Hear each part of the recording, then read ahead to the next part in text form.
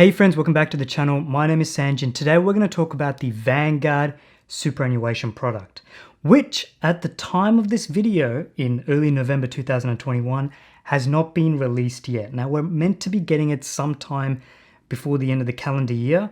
It's November, we've only got November, December. Most people start going on annual leave in December. So I'm a little bit concerned that they're not going to release a product. So instead, I thought I'd put this video out there to kind of discuss my wish list of things that I would want to see. Because let's be honest, when it comes to retail products, sometimes Vanguard needs a little bit of help.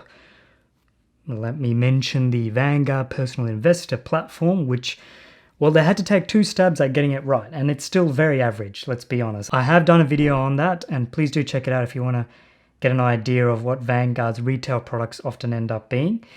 But in this video, I wanted to do it for 2 reasons. First of all, I wanted to make it clear to Vanguard, if they're going to play in the superannuation field, this is what I think you need to deliver on. And number 2, for me as an individual, I already have my money in the Host Plus Index Balanced account, which for all intents and purposes is actually a very competitive product.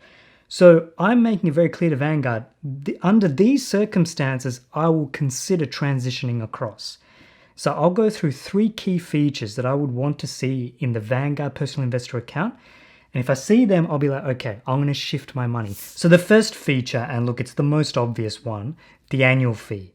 It cannot be triple digits. It has to be less than $100. As a point of reference, my current Host Plus Index Balanced account, I pay $78 a year. If you can come in under $78, good. If you can come in under $50, okay, now we're talking. If you can come in at $0 administration fee, I don't know how easy this is going to be for you to pull off, but if you can come in at $0, you've won the game. You've won the game, Vanguard. You've thrown everyone out of the market. You've said, we're here, we've delivered a product, we know what the average Australian wants, here you go. The second feature is the investment fee. Now, this is the 2 key fees that you'll get in your superannuation account. The annual fee or the annual administration fee, and the investment fee, which scales up and down based on how much money you have invested in it. This is where you can tend to lose a lot of money, especially if you're paying like 1% investment fee for your investments. That's a lot of money you'll lose over the 30 years of your superannuation. So you want to really minimize that. As a point of reference, I currently pay in my Host Plus Index Balanced account 0.06% in my investment management fee. Now, I think that's pretty good. So I look forward to seeing Vanguard beat that. I mean, if you can come in under 0.06, hello. Hello, Vanguard. You've done well. Now, for anyone who's watching this thinking, Sanji, you're putting quite a lot of pressure on Vanguard to deliver a phenomenal product. Well, let me remind you what Vanguard's own strategy is. So this is from Jim Collins' book, Good to Great, where he had this concept of the flywheel. For any business, for any company out there, they should be trying to develop this kind of flywheel idea where everything they do kind of connects and helps build longer and longer term growth for them. Okay, and in the book, or in the little monograph where he talked about the flywheel, he gave the example of what Vanguard's own flywheel strategy was. Now, this may have been a few years ago, but I imagine it still makes sense. So let's go through it. This is their own strategy. It's to offer low-cost mutual funds, which then lead to delivering superior long-term returns for their clients. Because if you can be low cost, you can naturally deliver better returns than someone who has high costs, even if you achieve market returns. That then builds long-term client loyalty. I have client loyalty with Vanguard. I love their VGS and VGAD products, which then leads to more assets under management. So more people will buy Vanguard products. That pushes more money into their ETFs and their managed funds, which then leads to them having the benefits of economies of scale. So more money in there, they can demand better terms from their index providers or from whoever's helping them run their business, which then naturally leads to lower fees, which can then, you go back to the top, and then you have this nice flywheel effect. That's Vanguard's own strategy. So for them to come into the Australian superannuation market and not deliver this strategy, they're shooting themselves in the foot. So they should be able to come in with low fees. They should be able to come in with low investment management fees. That's what they're meant to be doing. So we're not asking too much of them to deliver on their own strategy.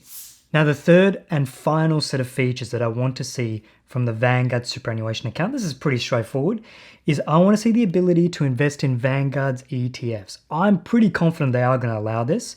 What I don't know is how Vanguard will structure it, because I know Vanguard currently has ETFs in Australia and they have their mutual funds here. And I don't know if the Vanguard superannuation products will feed into those or if there'll be separate kind of assets that we funnel money into. So I don't know how they're going to play it, because can you imagine VAS getting superannuation money shoved into it? It's going to be like many, many billions of dollars rather than the 10 or something around the $10 billion market is currently. So I think that will be very interesting.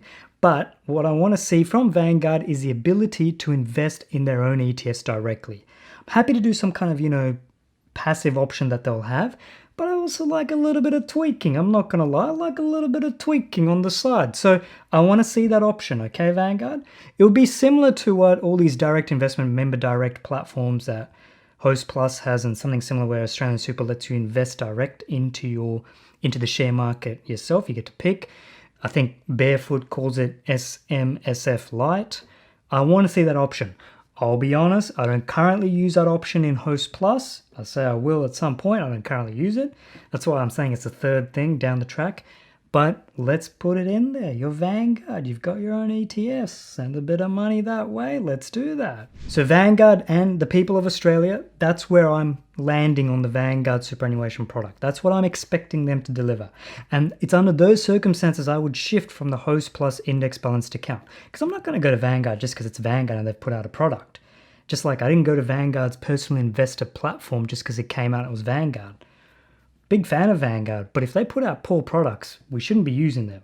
We should be sending that signal to them. So I look forward to the Vanguard product when it does come out. Make sure you like, comment, and subscribe to this video, especially to see what I actually think of the Vanguard product when it does come out. I'm sure it'll be great. I'm sure their customer testing teams have learnt a lot of lessons from the Vanguard personal investor platform debacle.